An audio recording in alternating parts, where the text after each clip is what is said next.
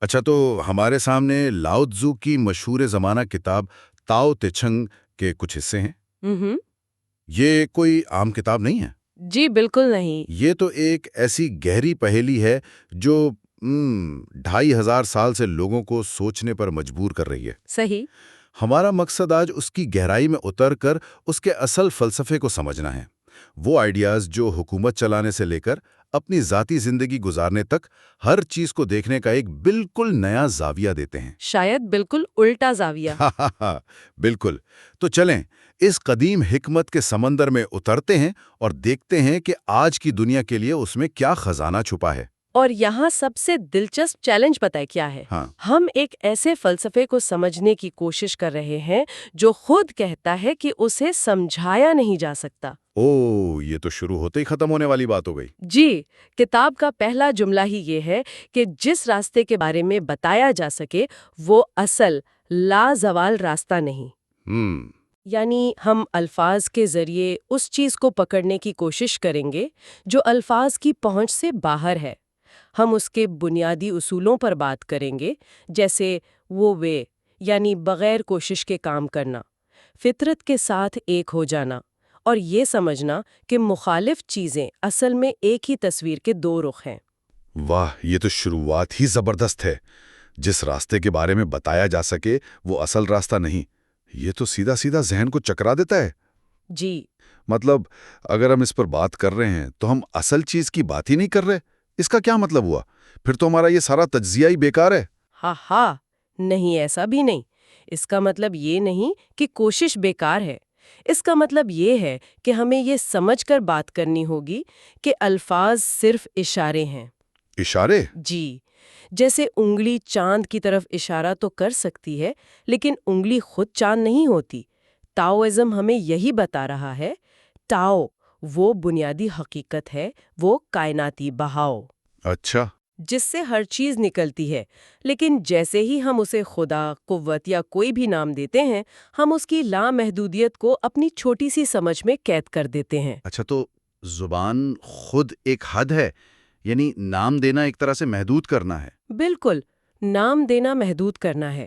کتاب کہتی ہے کہ بے نام ہونا آسمان اور زمین کی شروعات ہے، اور جبکہ نام رکھنا لاکھوں مخلوقات کی ماں ہے۔ مطلب جب تک حقیقت بے نام ہے وہ ایک مکمل اکائی ہے۔ جیسے ہی ہم نام رکھتے ہیں، درخت، پتھر، انسان، تو ہم اس اکائی کو لاکھوں ٹکڑوں میں بانٹ دیتے ہیں۔ ہم درخت کو دیکھتے ہیں، پتے کو دیکھتے ہیں، لیکن اس پورے جنگل کو بھول جاتے ہیں جس کا وہ حصہ ہیں۔ بالکل یہی بات ہے۔ کتاب میں اسے کائنات کی ماں بھی کہا گیا ہے، جو سب کچھ بناتی ہے لیکن کسی پر اپنی حکومت نہیں جتاتی۔ یہ کیسا تصور ہے؟ یہ وہی فعال خالی پن یعنی ایکٹیو ایمٹینس کا تصور ہے۔ دیکھیں، باب 11 میں اس کی زبردست مثالیں ہیں۔ کمہار مٹی سے برتن بناتا ہے، لیکن برتن کے اندر کا خالی پن ہی اسے کام کا بناتا ہے۔ جی، اور ہم دیواروں میں دروازے اور کھڑکیاں بناتے ہیں، لیکن کمرے کے اندر کی خالی جگہ ہی اسے رہنے کے قابل بناتی ہے۔ صحیح۔ تو تاؤ وہ فعال خالی پن ہے جو ہر چیز کو معنی اور مقصد دیتا ہے۔ وہ موجود ہے لیکن نظر نہیں آتا۔ یہ بات سمجھنا واقعی مشکل ہے، کیونکہ ہماری پوری دنیا تو ناموں، لیبلز اور کیٹیگریز پر ہی چلتی ہے۔ جی ہاں۔ اگر ہم چیزوں کو نام دینا چھوڑ دیں تو کیا معاشرہ کام کر سکتا ہے؟ ہم ایک دوسرے سے بات کیسے کریں گے؟ یہ ایک بہت اہم سوال ہے۔ لاؤزو یہ نہیں کہہ رہا کہ زبان استعمال کرنا چھوڑ دو، وہ صرف اتنا کہہ رہا ہے کہ ان ناموں اور لیبلز کو حتمی حقیقت مت سمجھو۔ اچھا۔ یہ سمجھو کہ یہ صرف کام چلانے کے اوزار ہیں۔ اصل حقیقت ان سب سے بڑی اور گہری ہے۔ جب ہم اس گہری حقیقت سے جڑ جاتے ہیں تو ہم سطحی اختلافات اور جھگڑوں سے اوپر اٹھ جاتے ہیں۔ ٹھیک ہے، یہ بات کہ تاؤ کو نام نہیں دیا جا سکتا اور اصل حقیقت ایک ہے، یہ مجھے ایک اور خیال کی طرف لے جاتی ہے۔ اگر اصل حقیقت ایک ہے تو پھر ہم جن چیزوں کو الگ الگ نام دیتے ہیں، اچھائی، برائی، خوبصورتی، بدصورتی، ان کی کیا حقیقت ہے؟ کتاب اس بارے میں کچھ بہت ہی حیران کن باتیں کہتی ہے۔ جی ہاں، اور یہ تاؤ اعظم کے فلسفے کا دوسرا بڑا ستون ہے۔ کتاب کے دوسرے باب میں ہی کہا گیا ہے، جب دنیا میں ہر کوئی خوبصورتی کو خوبصورتی کے طور پر پہچاننے لگتا ہے، تبھی بدصورتی کا تصور جنم لیتا ہے۔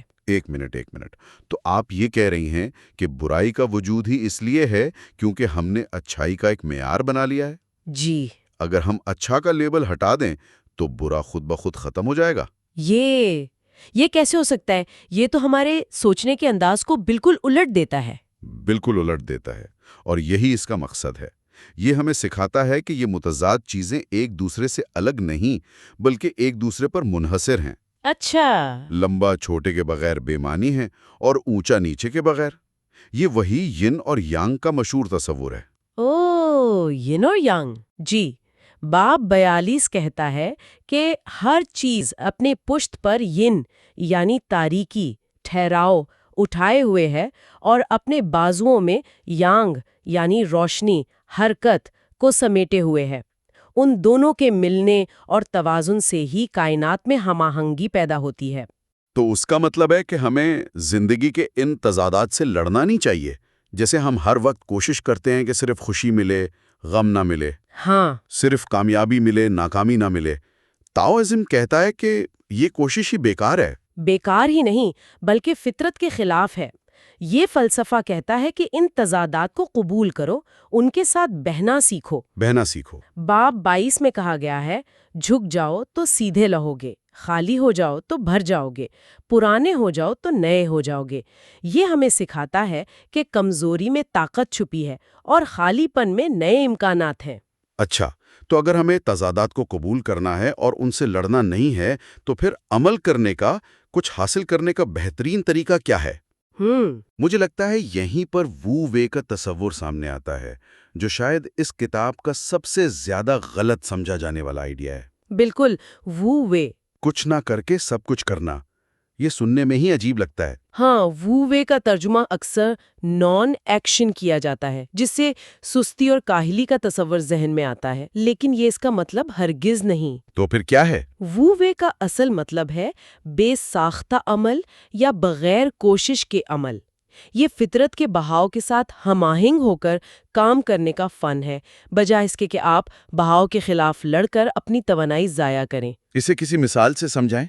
اس کی سب سے بہترین مثال پانی ہے، جس کا ذکر کتاب میں بار بار آتا ہے۔ پانی؟ جی، باب 8 میں کہا گیا ہے کہ سب سے بڑی نیکی پانی کی طرح ہے۔ پانی نرم اور کمزور لگتا ہے، لیکن دنیا کی سخت ترین چٹانوں کو کاٹ کر رکھ دیتا ہے۔ صحیح۔ وہ کبھی اوپر جانے کی کوشش نہیں کرتا، ہمیشہ سب سے نیچی جگہ لیتا ہے۔ اسی لیے کوئی اس سے مقابلہ نہیں کرتا، وہ ہر شکل میں ڈھل جاتا ہے۔ وو وے اسی طرح عمل کرنا ہے، بغیر ٹکراؤ کے، بغیر انا کے، فطرت کے راستے پر چلتے ہوئے۔ مجھے یاد ہے میں نے ایک بار گرینڈ کینین پر ایک ڈاکیومنٹری دیکھی تھی۔ وہ پوری وادی، وہ ہزاروں فٹ گہری خائیاں، جی، وہ کسی دھماکے کا نتیجہ نہیں ہے، بلکہ اربوں سال تک ایک دریا کے مسلسل بہتے رہنے کا نتیجہ ہے۔ یہ تو وو وے کی ایک زبردست مثال ہے۔ کیا بہترین مثال دی آپ نے۔ کوئی زبردستی نہیں، کوئی جلدی نہیں، بس ایک مستقل، نرم بہاؤ جو آخر میں پہاڑوں کو بھی ہلا دیتا ہے۔ بالکل یہی نقطہ ہے، اور یہ صرف فطرت میں نہیں، ہماری زندگیوں میں بھی لاگو ہوتا ہے۔ کبھی آپ نے محسوس کیا ہے کہ جب آپ کسی کام میں بہت زیادہ زور لگاتے ہیں تو وہ بگڑ جاتا ہے؟ ہاں، اکثر ہوتا ہے۔ لیکن جب آپ پرسکون ہو کر بہاؤ کے ساتھ کام کرتے ہیں تو وہ خود بخود ہو جاتا ہے۔ کھلاڑی اسے بینگ ان دا زون کہتے ہیں۔ یہ وہی وو وے کی حالت ہے۔ واہ۔ باب 43 کہتا ہے، دنیا کی نرم ترین شے دنیا کی سخت ترین شے پر قابو پا لیتی ہے۔ یہ پانی ہے جو چٹان پر قابو پاتا ہے، یہ خاموشی ہے جو شور پر قابو پاتی ہے۔ ٹھیک ہے، یہ ذاتی زندگی کے لیے تو سمجھ میں آتا ہے، لیکن مجھے یہ بتائیں کہ یہ فلسفہ حکومت چلانے اور لیڈرشپ کے لیے کیسے کام کر سکتا ہے؟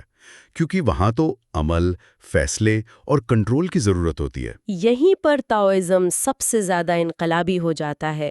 یہ کہتا ہے کہ وو وے کا اصول حکمرانی پر بھی اسی طرح لاگو ہوتا ہے۔ کیسے؟ باب 57 میں ایک دانشمند حکمران کہتا ہے، میں کوئی عمل نہیں کرتا اور لوگ خود بخود بدل جاتے ہیں۔ میں خاموشی پسند کرتا ہوں اور لوگ خود کو درست کر لیتے ہیں۔ ایک منٹ، मैं कोई अमल नहीं करता और लोग बदल जाते हैं। ये तो आज की सियासत और हुक्मरानी के तस्वुर से बिल्कुल 180 डिग्री उलट है। बिल्कुल। आज तो हर हुकूमत ज्यादा से ज्यादा कानून, ज्यादा कंट्रोल और ज्यादा मंसूबे बनाती है। ये फलसफा तो कहता है कि बेहतरीन हुकूमत वो है जो सबसे कम हुकूमत करे। जी, और इसकी वजह यह है कि जब आप लोगों पर बहुत ज्यादा कवानीन और पाबंदियां लगाते हैं तो आप उन्हें मजीद चालाक और बागी बना देते हैं। ताओइज्म के मुताबिक एक बेहतरीन हुक्मरान एक बागबान की तरह होता है। वो सिर्फ माहौल बनाता है, अच्छी मिट्टी, पानी, सूरज की रोशनी और फिर पौधों को खुद बढ़ने देता है। वो हर पत्ते को खींचकर लंबा करने की कोशिश नहीं करता। लेकिन इसी किताब में हुक्मरानों के लिए कुछ बहुत अजीब मशवरे भी हैं। जैसे बाब 3 में कहा गया है, लोगों के जहन खाली करो मगर पेट भरो, उनकी ख्वाहिशात को कमजोर करो मगर हड्डियां मजबूत करो। जी, ये सुनने में तो बहुत खतरनाक लगता है। क्या ये एक किस्म की आमरीत की राह हमवार नहीं करता कि अवाम को सोचने से रोको और बस उनकी बुनियादी जरूरियात पूरी कर दो? ये एक बहुत आम और जायज सवाल है, लेकिन यहाँ जहन खाली करने का मतलब लोगों को जाहिल या बेवकूफ बनाना नहीं है। तो फिर क्या है? इसका गहरा मतलब है उन्हें जहनी शोर, लामिनता ख्वाहिशात, हसद और मुवाजने की बीमारी से निजात दिलाना। अच्छा। आज की दुनिया को देखें, हम मालूमात और इल्म के बोझ तले दबे हुए हैं। क्या इससे हम ज्यादा पुरसुकून हो गए हैं? ताओ का फोकस जहनी सुकून पर है, जहालत पर नहीं। जब लोगों की बुनियादी ज़रूरियात पूरी हों और वो गैर ज़रूरी ख्वाहिशात की दौड़ से आज़ाद हों, तो मुआशरा खुद ब खुद पुरअमन हो जाएगा। और बेहतरीन हुक्मरान के बारे में क्या ख्याल है? बाब 17 में हुक्मरानों की एक दर्जाबंदी की गई है जो बहुत दिलचस्प है। जी, वो बहुत गहरी है। बेहतरीन हुक्मरान वो है जिसके वजूद का लोगों को बस इल्म हो। इससे कमतर वो जिससे लोग मोहब्बत करें, उससे भी कमतर वो जिससे वो डरें, और बदतरीन वो जिससे वो नफरत करें। ये तो लीडरशिप की हर किताब को चैलेंज करता है, जो कहती है कि लीडर को कैरिज्मेटिक और नजर आने वाला होना चाहिए। जी, और ये ख्याल आज की सेल्फ प्रमोशन और ब्रांडिंग के दुनिया के बिल्कुल उलट है। ताओ कहता है कि असल लीडर वो है जो पसे पर्दा रहकर काम करता है। वाह! वो इतना फितरी तरीके से निजाम चलाता है कि काम मुकम्मल होने पर लोग कहते हैं, ये तो हमने खुद किया है। वो अपनी कामयाबी का सहला अपने सर नहीं बांधता। तो ये उसूल फर्द की ज़ाती ज़िंदगी पर कैसे लागू होते हैं? खुद पर हुकूमत करने का क्या तरीका है? फर्द के लिए भी बिल्कुल वही उसूल हैं, सादगी, आजिज़ी और ख्वाहिशात से आज़ादी। बाब 33 में एक बहुत खूबसूरत बात कही गई है। क्या? जो दूसरों को जानता है वो होशियार है, जो खुद को जानता है वो रोशन ज़मीर है, जो दूसरों पर फतह पाता है वो ताकतवर है, जो खुद पर फतह पाता है वो सबसे ज्यादा ताकतवर है। मतलब असल जंग बाहर नहीं, अपने अंदर है। बिल्कुल। असल ताकत बाहर की दुनिया को कंट्रोल करने में नहीं, बल्कि अपने अंदर की दुनिया, अपने नफ्स पर काबू पाने में है। इसी सिलसिले में किताब में बेतराशा लकड़ी का कुंदा यानी अनकार्व्ड ब्लॉक का तस्वुर भी बार बार आता है। इसका क्या मतलब है? ये बेतराशा कुंदा हमारी असली फितरी हालत की अलामत है। इससे पहले कि मुआशरा हमें बताए कि हमें क्या बनना है, क्या हासिल करना है। इस सबसे पहले हम एक सादा लकड़ी के कुंदे की तरह होते हैं, जिसमें कुछ भी बनने की सलाहियत होती है। ताओ आज़म कहता है कि हकीकी सुकून और ताकत उस असली सादा हालत में वापस जाने में है। और बाब 9 में एक आखिरी सबक ले जो मुझे बहुत अहम लगा। दौलत और एजाज से अपना प्याला भर के इसे फख्र से उठाए रखना इतना अच्छा नहीं जितना वक्त पर रुक जाना। जी, और काम मुकम्मल होने पर पीछे हट जाना ही आसमानी रास्ता है। बिल्कुल। ये आजिज़ी का सबसे बड़ा सबक है। कामयाबी पर मगरूर होकर वहीं खड़े रहने के बजाय हिकमत इसी में है कि जब काम हो जाए तो खामोशी से पीछे हट जाओ। सूरज अपना काम करता है और गुरूब हो जाता है। वो आसमान पर खड़ा होकर दाद वसूल नहीं करता। वाह! यही फितरत का रास्ता है और यही दानाई का रास्ता है। तो अगर हम इस सारी गुफ्तगू को समेटें तो हमने देखा कि ताओ का फलसफा एक ऐसी नाकाबिले बयान हकीकत पर यकीन रखता है जो हर चीज़ की बुनियाद है। जी, ये हमें सिखाता है कि ज़िंदगी के तज़ादात को कबूल करें, उनसे लड़े नहीं, और फितरत के बहाव के साथ हमाहंग होकर وہ وے یعنی بغیر زور لگائے عمل کریں۔ یہ سادگی، عاجزی اور خواہشات سے آزادی کا ایک گہرا پیغام ہے۔ جی ہاں، اور یہ تعلیمات آج کی تیز رفتار، مقابلے اور ہمیشہ کچھ کرتے رہنے والی دنیا کے بالکل برعکس ہے۔ بالکل برعکس۔ جہاں ہر کوئی آگے بڑھنے، زیادہ حاصل کرنے اور ہر چیز پر قابو پانے کی کوشش میں ہے، یہ فلسفہ ہمیں رکنے، گہری سانس لینے، بہاؤ کے ساتھ چلنے اور کم میں زیادہ تلاش کرنے کی دعوت دیتا ہے۔ یہ ہمیں یاد دلاتا ہے کہ اصل طاقت دکھاوے یا زبردستی میں نہیں، بلکہ نرمی، لچک اور فطرت کے ساتھ گہری ہم آہنگی میں ہے۔ یہ سب سننے کے بعد ایک سوال ذہن میں پیدا ہوتا ہے۔